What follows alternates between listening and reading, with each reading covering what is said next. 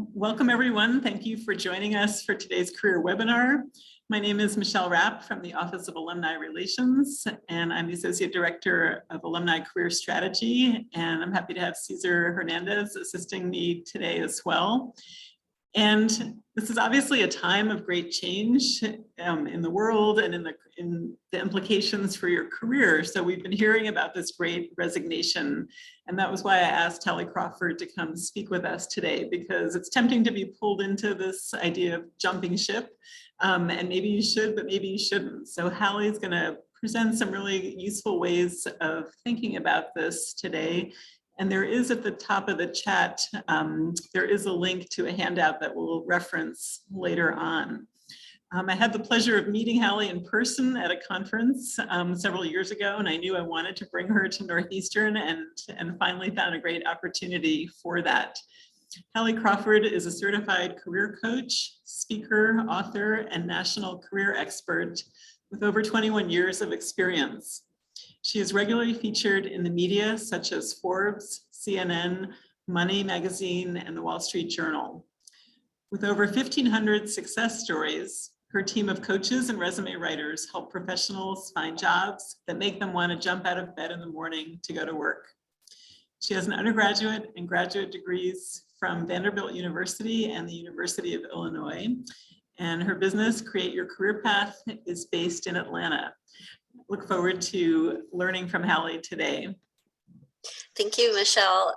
I appreciate being hosted today. Very excited to be here, and really appreciate everyone who's here as well, and spending your time with us, because it is, as Michelle was alluding to, it's so interesting what we found. It's almost like it's the popular thing to do is change jobs, or to even just be thinking about it, or put yourself out there and see what happens, to identify what your value is in the marketplace. And it's really important for people to be mindful about this choice and not just, do this because everyone else is, because you might be in the right fit at the end of the day, or maybe you do need to make a change, but it's more of a course correction. So that's obviously what we're going to be talking about today. And please know that you're not alone. A lot of people are feeling this way, and it can be kind of confusing. So Michelle gave great introduction. I understand how it is hard to know whether it's time to go and what the right career fit is. Just a silly picture of me a long time ago. I had a bunch of different jobs at the beginning of my career before I determined I wanted to be a career coach and launched my business over 22 years ago. So I really understand how tough this can be from a personal perspective, as well as from the coaching that we have done. So as Michelle said, I'm a certified career coach. We are based in Atlanta, Georgia. And it's really interesting because since we coach so many people and have over the years, just to see kind of trends and what happens as it relates to the economy. And obviously there's so many different things that have occurred due to COVID and the changes in the workplace there. And the advice that we're going to be giving you all today are things that we tools and resources and tips that we use with our clients every day to help them figure this out and navigate what kind of change they need to make, if any. And as we all can relate to, I know, like there's a ton of different impacts that have occurred as a result of COVID. And I think everyone's been impacted, like in some ways, like in the same way, but in other ways in a completely different way. So for example, if you take a look at this slide here, some of our clients have said to us, for example, they realized their coworkers were a critical piece to their fulfillment in their job. And now that they weren't seeing them in person as often, they didn't feel as excited about their job and their work, especially people who are more introvert or extroverted and crave that, interaction. We've had clients say to us the gamut of things, the extremes. Like some people have said, I miss the office. I can't wait to go back. That was kind of part of my social life. to other people saying they never want to go back. And they're asking us, how do I tell my boss I never want to see her again in person in a nice way, right? I want to work, in a remote environment. And as a result, so many of us have become less motivated, less connected, less engaged. And I would argue in some cases, some people have felt more connected, just, it's in a different way and making that adjustment. And so one of the first things that we'd like you to consider is how long you have felt uncertain maybe about your career path before you make a decision about whether it's time to make a move or not. Because you really do need to consider, is this really like a COVID thing or post-COVID or during COVID, or did you feel this way even before then? Because if you felt this way before then, that's a sign that it's probably more likely that you do need to make some kind of change, because it's not just this COVID impact, so to speak. So just kind of one thing to be noodling on as we talk here and think about this today, how long you felt this way. So here's our agenda for today. We're going to talk about why it's important to be in the right career fit. We have a red flag test that we use with our clients, and there's basically 8 kind of red flags to know if you are in the wrong fit for sure. We're going to talk to you about why it's important to define fulfillment first, and what does fulfillment mean for you as a way to start evaluating whether it's time to make a move or not. And also we'll talk about our ideal career model and show that to you so that you can kind of see what we do with our clients to help them know whether it's time to make a move or not, and how dramatic a change you may need to make, if any. Okay. You will receive a copy of the recording. If anyone would like a copy of our slides, we're always happy to share those with people. You can just email us at admin@halliecrawford.com, and I'll put that in the chat box in a little bit when I get a chance. So those are for the slides. So let's talk first about why this is important. It's important because we don't want to be like this man on the screen, right? We don't want to be part of that group that are not engaged at work. And obviously, when we're not happy in our professional lives, it takes a toll on our personal lives as well as having an impact on our success at work. And there's the mental health component, et cetera. And this is part of why we've seen so many more companies and organizations paying more attention to their employees' mental health, because they know it's taken a hit and a toll because of all of this. We've had clients tell us that their organizations are giving them a budget for education and other things to kind of create better life balance outside of work. So it's really important for so many different reasons. And there's lots of different reasons too, so that you know that you're not alone and this is normal, that we can get stuck in the wrong fit in terms of a job. There are so many reasons. Some of them are listed here on the slide. Some of yours may be different. But this is what you want to start to think about. One of the first kind of pieces of advice too, to really think about, like, mindfully and thoughtfully for a few extra minutes, why are you in your current job? And are you there for the right or the wrong reasons? And literally, like, make a list. We get stuck in our jobs because we're good at them, and we just, we feed off of that, but it may no longer be rewarding for us. Some people will tell us, well, the job was offered and it was the one that was offered, and I had to pay my graduate school bills or whatever. And that happens too. That's happened to me before. It could be outside our social influences, like family or friends thinks we should try this career path or whatever. Some people will tell us they feel like they've got the golden handcuffs in terms of benefits and salary. And it's really important to think about, okay, I would say even post-COVID, although I realize we're not fully out of the woods and may never be completely out of the woods, it's really important to think about, okay, given everything that's been going on, why am I still at this current job? And are they good reasons, or are they reasons that are either superficial or they're not enough reasons? And that's something to really think about too. Okay. Just by the way here, I know at the bottom of the slide, it says career assessment is one of the pieces of the puzzle.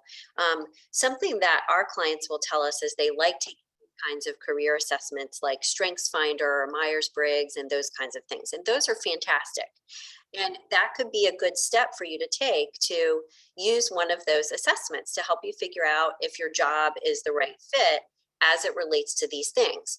But we want you to be mindful too that an assessment like that is one piece to a bigger puzzle. So don't use the assessment as the end all be all and the only kind of evaluation of whether you're in the right or wrong fit. And we'll show you why we think that's so important as we go here today. So we want you to think about where you are on a spectrum of satisfaction. So we talked a little bit earlier about evaluating or thinking about how long have I felt this way? Is it pre or post COVID or during? And we also want you to think about how unsatisfied are you? I know some days you probably feel like I'm, dramatically unsatisfied, and other days it may be a little bit better, and we get that. But the whole purpose of this particular slide here is we want you to think in terms of a spectrum, in terms of making a change. And what I mean by that is a lot of times when clients come to us, they're so unsatisfied that they feel like I need to go be, a chef or a circus clown or just something totally different from what they've been doing before, because they're emotionally just kind of drained and tired of it, right? But depending on how unsatisfied you are and the tools that we're going to be talking about today, please think about making a change as a spectrum. It could be a dramatic change that you need, but it could be a less dramatic change. It could be that you need to just do the same thing that you're doing, but at a new industry or in a new organization within your industry, or maybe it's a different role within your same company. So try to think of, this as a spectrum of things. And we'd love to launch, Caesar, if we could do this first poll here, that would be great. And I want to just kind of touch on these items here while you all are filling that out. If you feel like you're satisfied kind of, off and on, and it's hard to tell, it could be that you say to yourself, look, let me make some of the changes that Hallie is suggesting today at my current position and see if that kind of helps for the next 3 months. And then I'll decide if I need to make a more dramatic change. If you're somewhat satisfied, you could make a list and kind of separate what works for me where I am and what doesn't work. And again, think about, do I need to just have a new role at my current organization or move just, doing the same thing within a new or different industry or different type of company? And if you're really, really unsatisfied and you go through our red flag test today, it may be that you need a larger change. But the bottom line is, don't assume that you have to make this huge dramatic change to get into a better spot. It could be more of a course correction. And Caesar, would you do me a favor when we've got a critical mass of people responding to the poll? Would you share the results or read them out? That'd be great. No problem. Okay, sometimes I have trouble finding where the button is, and I'm afraid I'm going to push the wrong button and go away or something. So.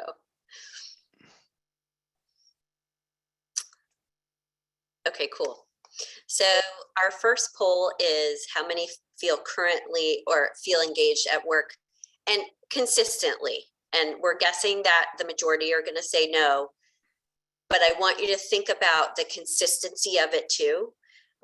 Because one of the things that you can think about in terms of its consistency of satisfaction, if you can start to identify themes in your day and in your week,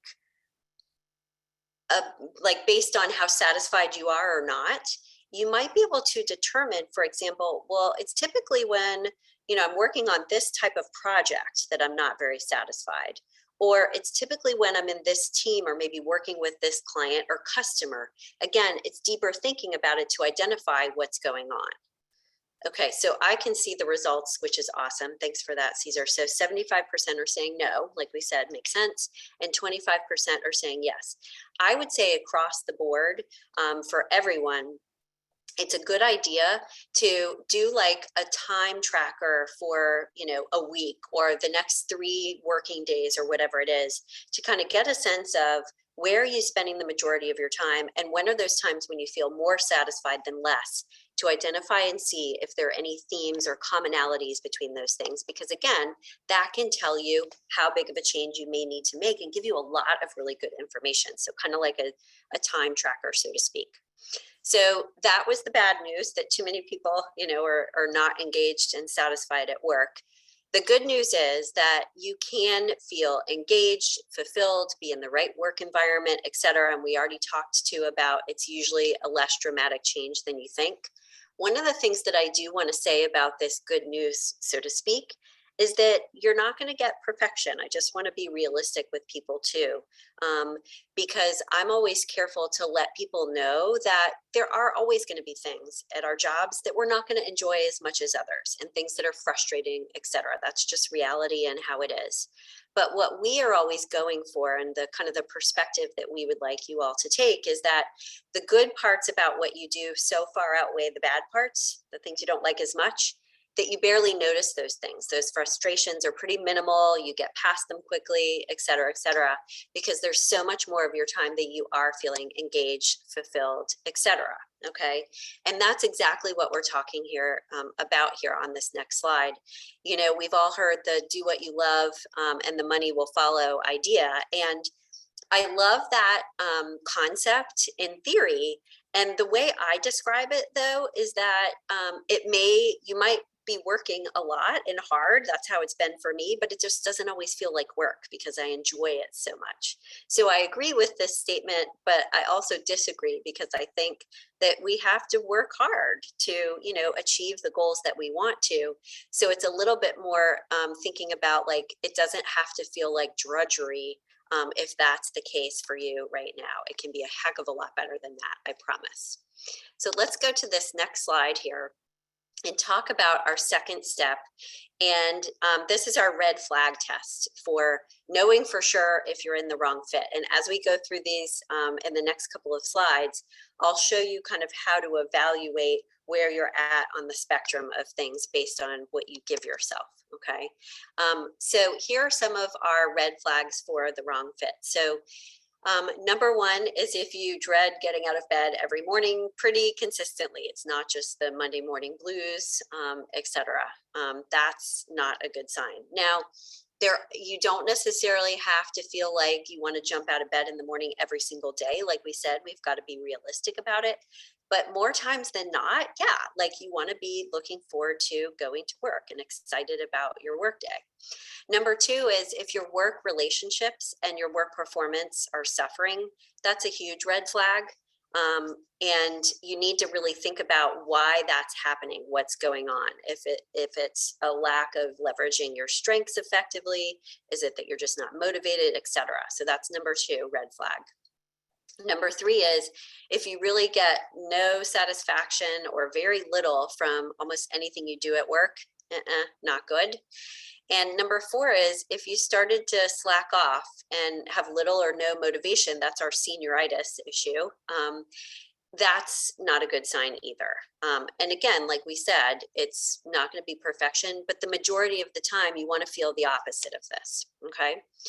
Number five is an interesting one, and I spend a little bit more time on this one because we don't want people to feel like they have to become someone else at work. Now, we have to be clear about this because we all have a personal persona and a professional persona, and there are things that we are not going to share professionally and we have to behave professionally, et cetera, right?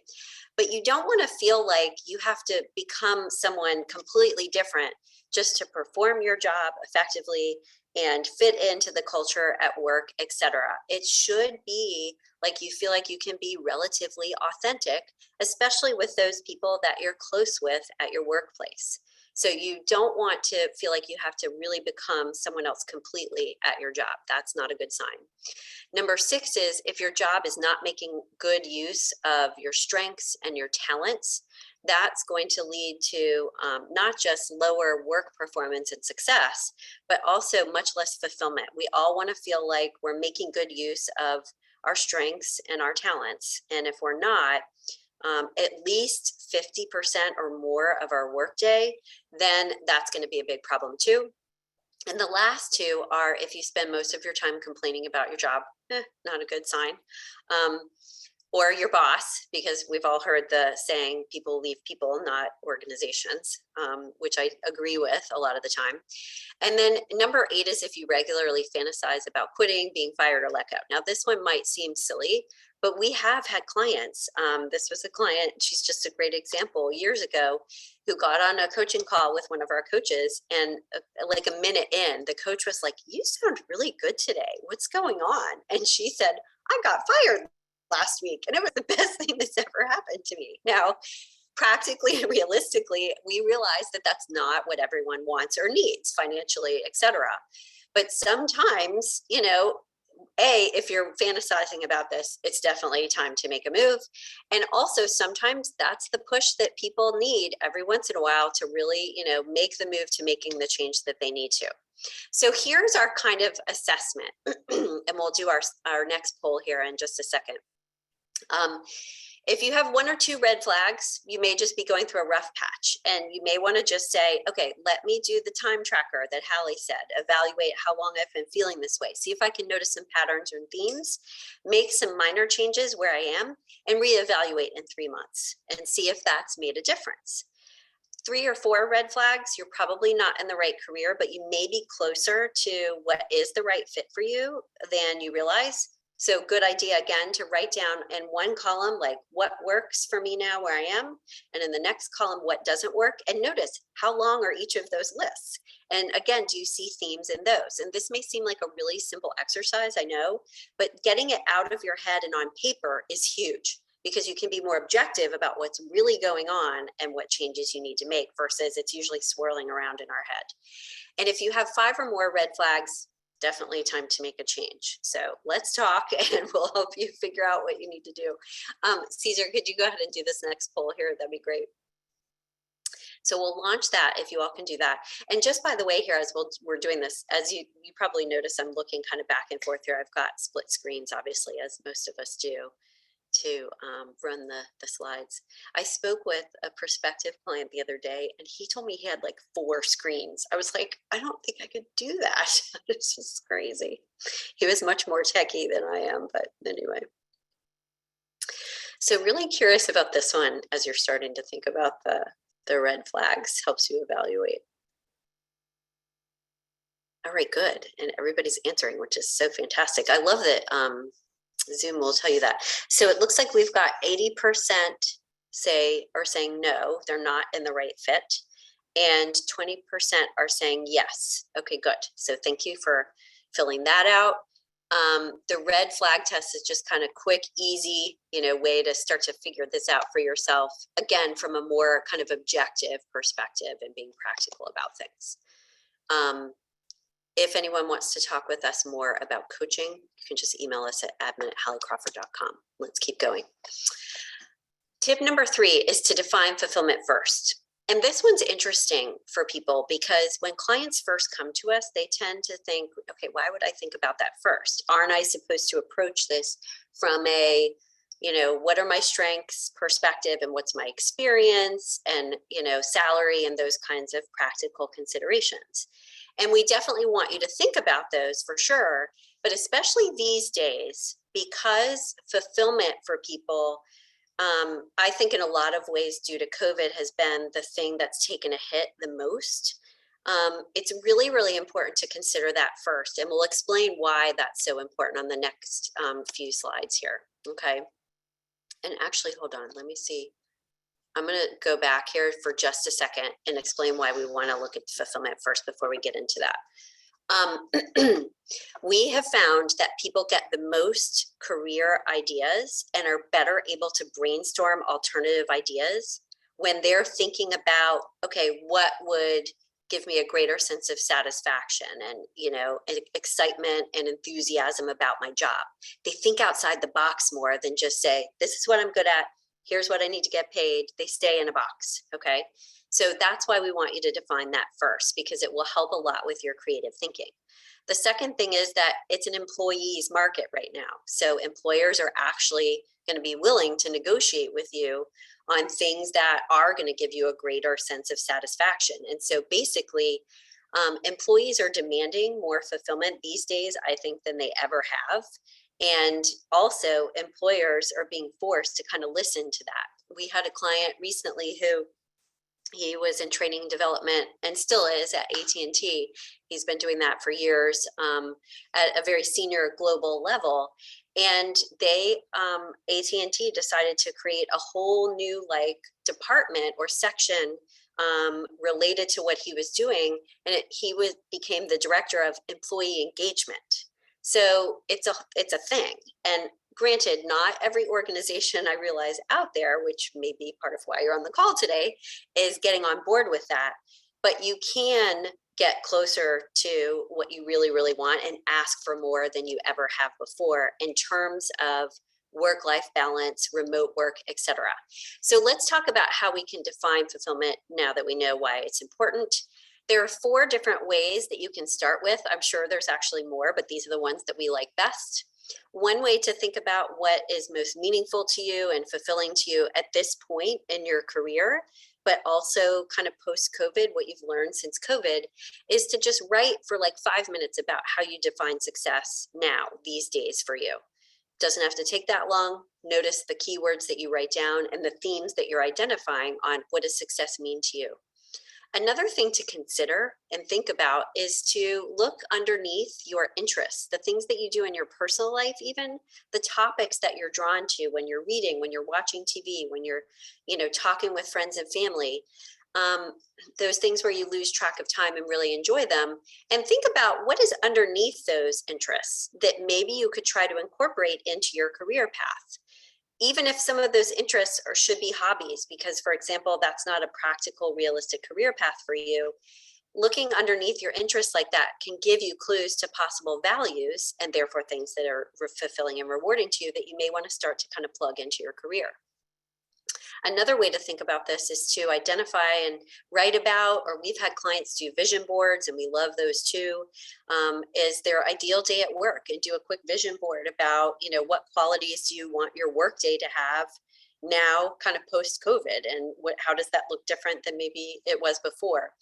And the final way that we feel is kind of the deepest dive into defining fulfillment is to have people identify their top 3 to 5, 3 at a minimum, career values. And the way that we have our clients do this and we suggest is to think about a peak experience in your life up until this point. And we honestly have people think about a personal peak experience, because if they do that, they get a little bit closer to their heart and what would really be fulfilling and rewarding to them as a person, versus picking from a list of like, okay, well, I should put down a value of accomplishment, et cetera. And when you think about that peak experience exercise, or that peak experience for you, it could be a moment in time, it could be a period of time, it could be a trip to Europe a long time ago. Or we had a client once say he was the high school editor of his yearbook and he loved that. What was it about that experience for you that was cool? That can give you clues to some possible values and things that would be rewarding to you now in your career, if you can incorporate those a little bit more. Okay. And with this peak experience, again, you want to focus on what was cool about it versus the details of it, because that can give you clues to what your values are, versus it's about, well, I was hanging out with this person, XYZ. Okay. So that's how to begin to identify and think about what's fulfilling to you.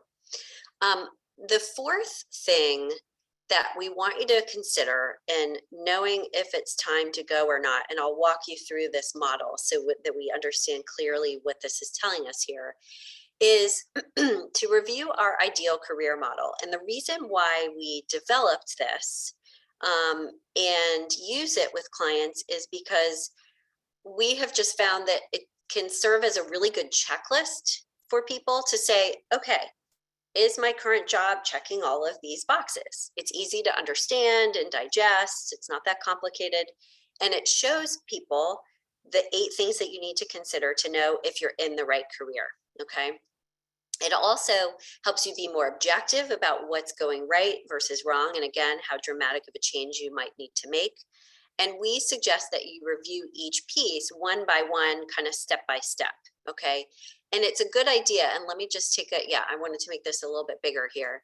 It's a good idea to think about the model like over the course of like a week or so. It's not necessarily something that's one and done, because you might need to think about it a little bit. And again, evaluate and kind of notice how you're feeling and where you're spending your time over the course of a week or 2 of work to again know if you can check the box or not. So let's look at this one for a second. or the model kind of piece by piece here, and I'll show you how you want to use it and think about it. So as we said earlier, we want to start with fulfillment first. And part of why that's important too is because fulfillment basically interacts with all of the other pieces. If we are not being compensated adequately or in a way that makes us feel valued, we're not going to be fulfilled at our jobs.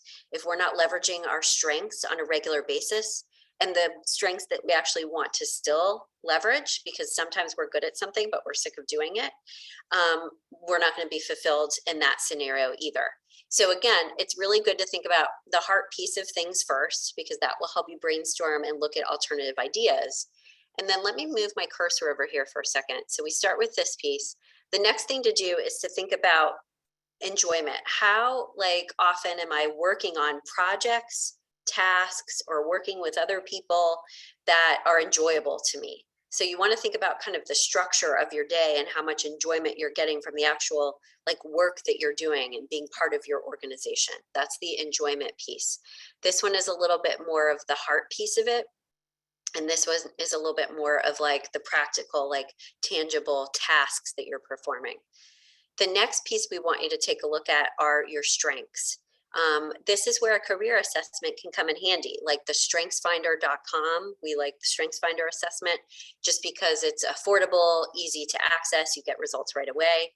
That can give you a sense of, okay, what are my top strengths? And am I leveraging these on a regular basis? Keep in mind if there are strengths that you're sick of using and you don't want to use them anymore, even if you're good at that, that doesn't mean that's the career path you have to stay in.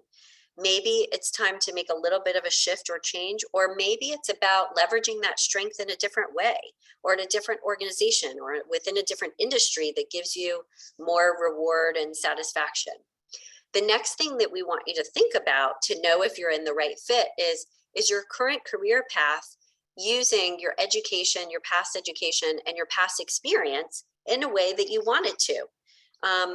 Does it, leverage your expertise in a way that you want to? Some people will tell us look, I want a new challenge and something different. So I actually don't want to use my experience in the same way that I have before. And that's part of, again, maybe making a course correction. And the final three that we want you to evaluate and consider are your personality type, work environment, and compensation. So personality type is a huge one because that one and work environment really can be a make or break for your satisfaction. I can't tell you how many people have come to us, and for example, one person who is at one of the big 4 consulting firms, when she first came to us, she said, I'm so unhappy. I actually think I should go be a chef and maybe open a restaurant or, whatever it is. And when we got down to it with her and got objective and practical about everything, she realized that there was a lot of stuff she actually liked about her role. She loved the consulting work she did, the team that she managed, etc. A lot of it for her ended up being the work environment and her boss. And she decided she wanted to make a move and be an internal consultant within an organization instead. So similar skill set, strengths, etc., but using them in a different way. Now, with your personality type, you need to think about things like, am I extroverted or introverted? And am I in the right type of role that fits with that? I'm actually more introverted than extroverted. I'm 40-60. So 60% introverted, 40% extroverted. So I can pretend to be an extrovert when I need to. But I was in an extroverted job before and I was exhausted at the end of the day and it didn't work. So those are the types of things you want to think about. What type of thinker you are. Are you big picture, strategic thinker? Are you more of a detail-oriented person? Are you more of a leader, or would you rather be kind of behind the scenes? Those types of things are going to be a make or break for whether you're in the right fit, in part because it interacts a lot with the right culture and work environment. We've had plenty of people tell us they find out that they love their job. They even maybe love their company, but they can't stand their department because the culture of it, the values, etc., just don't fit with them. So work environment is also a make or break. And then compensation, really, really important. But that's the way that you can start to kind of narrow down maybe alternative career ideas after you've brainstormed other ones using fulfillment, et cetera. Compensation includes everything, especially these days, like benefits you get, remote working, et cetera, et cetera. So don't think of compensation just as financial.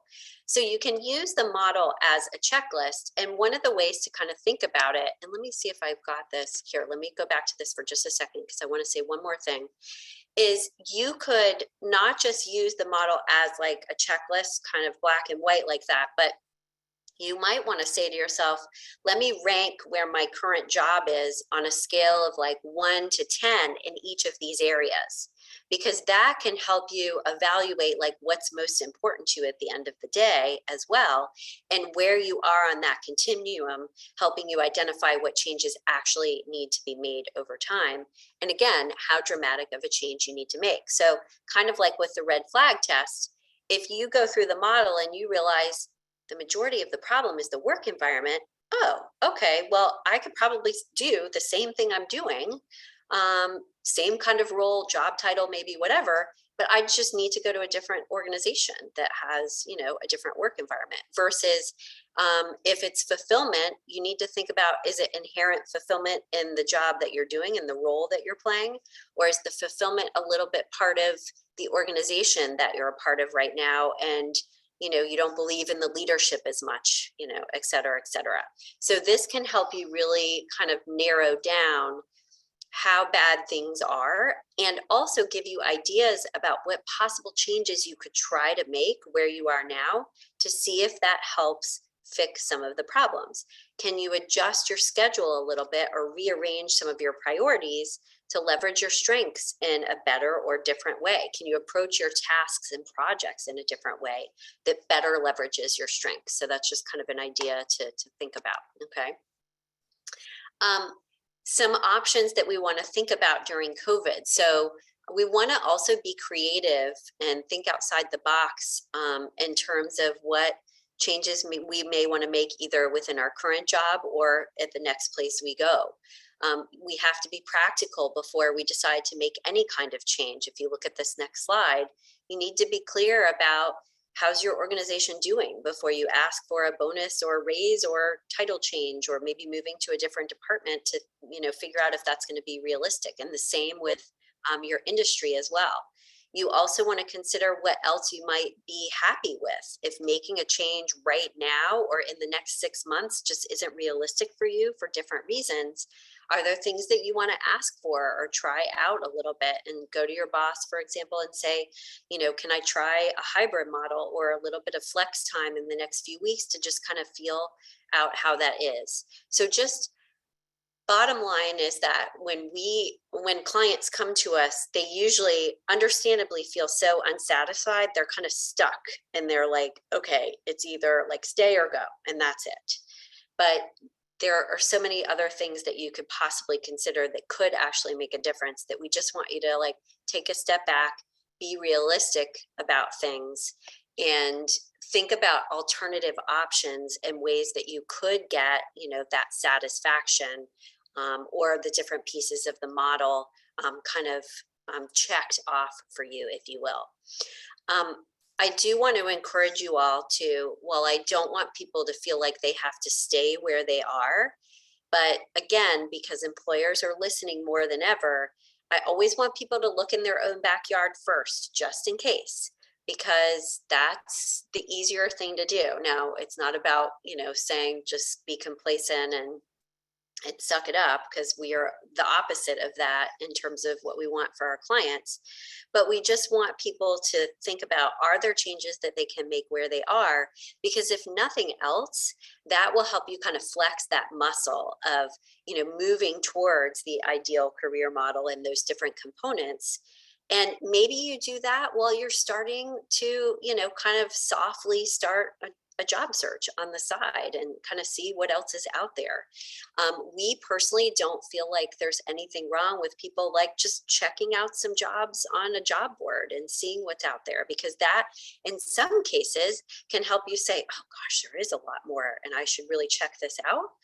Or in other cases, some people are like, hey, I've got it pretty good actually, and I didn't know that. And it helps us be a little bit more realistic about what else is out there, our value in the marketplace, and everything else too. So it's okay, again, to have a spectrum of options that you pursue, and it doesn't have to be just this or that. We've had clients tell us that they just are kind of poking around on job boards a little bit just to see what else is out there. And, they're saying to us, okay, I'm going to look at job boards for a few more months, see what the deal is, maybe apply for a couple of positions and see what happens. It can be kind of soft like that too. So I'd like to get started on writing down action steps that people would like to take as a result of being here today. One of the ones, I don't know, I think the simplest, kind of most straightforward thing is to use the ideal career model as kind of a base point. And we'd love for you to write those down, share them in the chat box. And also feel free to ask questions in our chat box as well. So we'll give you some time to think about those and ask anything that you'd kind of like to follow up on if needed too. And Caesar, remind me, because I think we just have the chat box for questions, right? Yes. Yes. Okay, good, cool. That makes it a little bit easier. I thought that's what you said, but I just wanted to make sure. So does anybody have any questions we can answer for them? And just by the way, too, if anyone has other questions that they think of later on, even a few weeks down the line, we're always happy to answer those too. So don't feel like so much pressure that you have to have it all figured out right now. So we'll give you a couple minutes here to think about action items and also any questions you might have. One of the things that I think is really important to think about for people too, kind of as part of all of this, is where you are in terms of the lifetime, so to speak, of your career as well. So I think age definitely plays into this, and I don't want to say that like in a bad way at all, but like a lot of our clients, like post-COVID, but just the ones that are a little bit more senior in their career too, that's what they're telling us. They're telling us that they want more of an opportunity to give back, to, work with others, to have an impact on people and have more meaning in what they do.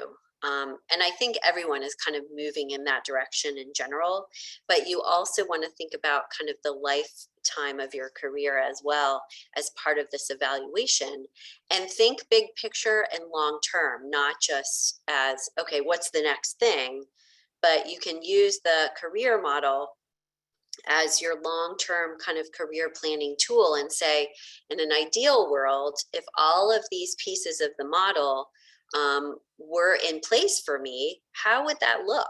And that could give you like a good 1 year, 3 year, 5 year plan. So that's another way to use the model too, is current state, but also desired future state as well. So we've got a question that came through, which is great. Any advice for people who started their first job during COVID-19? Yeah, right. There's so many people that's happened for, that haven't ever met any of their coworkers in person. So what I would do in this situation is I would evaluate for you how much of your, like, how satisfied are you in different, areas of the model, like based on the organization itself, and things that are like, putting COVID aside for a second, that aren't necessarily COVID related. Do you believe in the mission of the organization? Do you feel like at the core you enjoy and really like the people that you're working with? Are you leveraging your strengths on a regular basis? Because if some of the satisfaction or the majority of it is coming from, for example, the fact that you're working remotely and haven't met people in person, is there something that you could do about that? If any of them are local, could you set up a lunch or a coffee or whatever it is, or make more of an effort to connect with people more frequently, maybe virtually? So try to separate what is like COVID based, so to speak, versus what's organization and job based, because there may be some things that you can do about that. And hopefully that at least starts to answer part of what you're asking there. The other thing, just to piggyback on it too, is, how, like, is your organization going to stay, for example, remote or hybrid or whatever it is in the long run? Because honestly, I feel like organizations are still kind of figuring this out. I think that, for example, one of our clients, they're asking people to go into the office for what they're calling moments that matter. And they've got some guidelines out there, like go in once or twice a week or something like that. But people really aren't showing up for it always, or the people that are going in because they're supposed to are kind of like, okay, I don't see the point of this. And so my point is, I don't think organizations have made their final decision about what exactly they're going to do in the long run. So it's worth riding it out a little bit more, maybe talking with your boss, kind of seeing how things play out for a few more months, like even 6 more months, because I think it's going to take a while longer for any individual organization to really settle on, this is how we're going to do things going forward. And I think it could change yet again. So give it a little bit more time as well. Hopefully that answered. Amber, let us know if it didn't. Okay, another one that just came through. Can you give us examples of non-salary job attributes that can be negotiated in a hiring conversation? How have those changed in the job market since COVID? That's a great question too. So some examples would be, I guess I kind of think of them as benefits in a way, but flex time is one. Working at different times of the day, coming in a little bit earlier, leaving later, etc. And obviously that remote work or a hybrid model too, it's much more common to ask for that and be able to get it. Now, again, not every organization is going to allow for it, but for example, there's plenty of people out there who, if their organization is starting to say you have to come back to the office, people are starting to look for solely remote jobs. So those are the main things I would say that stick out in my mind. But I also think, so like, work-life balance kind of items, and maybe funds for additional education or certification, like some of those other perks. One of our other clients, his company is starting to give new hires a certain stipend for professional education and growth and that kind of thing. And in some cases they can use it for personal things too. So that would fall under the kind of the work-life balance thing, I think, a little bit. Another question, how do you manage the gap if you leave the job? Great question. How big can the gap be? Going back to school is considered a gap from workforce. So great questions. If people have gaps now, it's much more common, acceptable. It's much less of a deal because so many people, because of COVID, were furloughed, laid off, etc. So while in an ideal world, we don't want to have too many gaps and gaps that are too long, we don't want our clients to worry about that quite as much. We feel like it's more about being able to explain why you took the gap, what happened there, and what you did during that time. Okay. I would say in an ideal world, if the gap can be like 6 months or less, or 8 months or less, that would be great. But again, I don't think employers are nearly as concerned about that as they used to be in the past. And going back to school, yes, is considered technically, this is a great question, a gap from the workforce, but it's not something that I would not do just because of that. It's not something that's frowned upon at all. It's you going back proactively to get more experience and prepare yourself for the next step and that kind of thing. So I have no problem with people going back to school for any reason. What you want to try to do as much as you can is while you're in school, you want to just, if there's any way you can kind of keep your fingers in the workforce, like if you did an internship every once in a while, or some freelance work or something like that, or even project-based work while you were at school, that can help show that you've kind of stayed in the workforce a little bit more. But I highly recommend people going back to school or getting a certification to advance themselves. I think it's a great thing. So that's a really good question too. Anyone else while we're at it before we start to wrap up for today? These are really good ones. Michelle, is there anything you want to add? One of the things actually, sorry, you said it earlier about networking and networking with alumni. Yes. I always tell our clients to do that. And so, sorry, Michelle, I asked you and now I'm saying, but I wanted to say if it's okay, that networking with other people, especially those within your alumni association, to kind of put some feelers out there and talk with them about what's going on in their industry and their company. Great way to find out more about other possibilities too. I should add that we have on NUSource, we now have 6,000 alumni. So there's a lot of people out there that are willing to connect. And also it's an opportunity for students to also reach out to alumni for sharing advice and information. And sometimes those conversations help you think differently about your own career path. Yeah. And the networking obviously is critical for your job search. So the more you talk with other people, you're learning more, but you're also expanding your network and, you know, getting little good tidbits of information, et cetera. So, so the networking thing is still critical. LinkedIn just makes it easier and more efficient for us to do it. It doesn't replace it.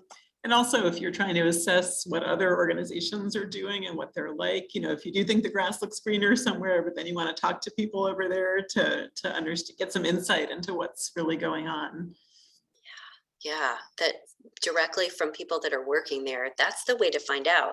And it's interesting too, because like we said earlier, if you talk to a few people, you might realize, oh, okay, this is kind of common in my industry. So now I need to kind of reassess or evaluate, like, okay, maybe these are some other changes I need to make, but this is kind of going to be par for the course where I am. And that may give you a sense of, again, what kind of change you need to make or how dramatic it needs to be.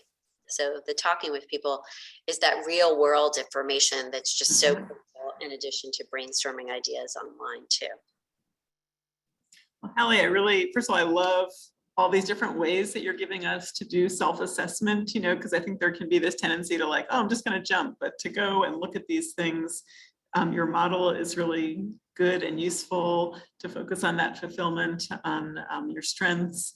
And I like that you're also giving us like a nuanced approach, you know, looking at a spectrum of things, because it's often not all or nothing. So this way you can tease out what really makes a difference to you, where do you have opportunities to change things, and to understand these layers and what your options really are. It gives you a lot richer way of looking at things. So I love how it's a great approach, and you've packed a lot for us to think about in such a short period of time. And of course, we could always use another hour, but I really appreciate your way of looking at things and these clear tools that we can work with.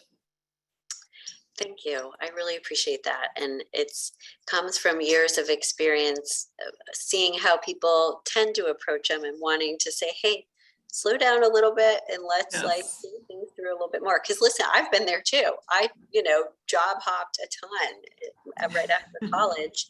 I was like, oh, I'll try this, I'll try that, whatever. And you could probably figure things out that way, but it takes a really long time versus, giving it the thought that it requires is better.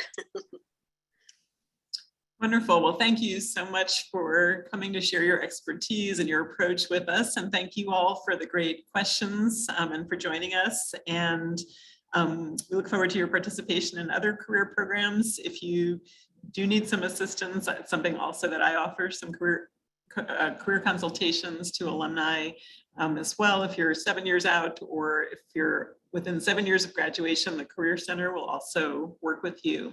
So we hope today that you can put some of these action items into work and to clarify what's next for you. So again, thank you for joining us, and thank you again, Hallie, for your wisdom. No problem. And the thank yous are coming in, and I really appreciate that. Thanks for your time, everybody. Have a great day. Thank you.